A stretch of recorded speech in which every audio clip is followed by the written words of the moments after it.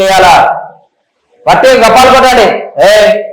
నేను నిజామాబాద్ జిల్లా కలెక్టర్ అయితా అంటే మీకు ఏజ్ లిమిట్ ఉంటే ఏజ్ లిమిట్ అయిపోయింది.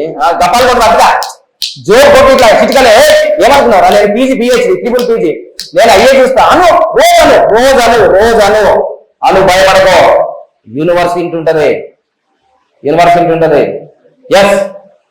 సో అందుకోసం నేను నా స్టైల్ మార్చినా, నా మాటలు మార్చినా, నా హావభావాలు మార్చిన తర్వాత ఈ రోజు నేను ఏమంటుంది తెలుసా?